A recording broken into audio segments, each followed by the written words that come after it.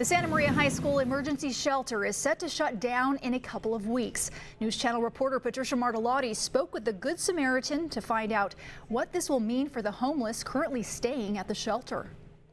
The emergency shelter at Santa Maria High School is getting ready to shut its doors after 2 months. Which is the 31st, Good Samaritan will hand over the high school gym back to Santa Maria High School. Currently, there are 35 homeless people there. Good Samaritan has been running the shelter for 2 weeks. The agency is now working to find places for the homeless to stay once that shelter shuts down. We've leased some trailers on our property to be able to transition some families in. Good Samaritan also plans to open its overflow shelter. We've transitioned everyone from the overflow shelter into our regular shelter. Barnard says those 65 and older or with a medical condition will be placed in a hotel room. That means that if they're homeless and they have any of those conditions, that they could be approved to go into a motel room rather than into a shelter back on the streets. Administrators with the Santa Maria Joint Union High School District said to us in a statement, "We now need to begin the process of preparing for reopening our school's facilities." Barnard says she's grateful for the high school's help, as well as organizations like the Salvation Army that will continue filling the need.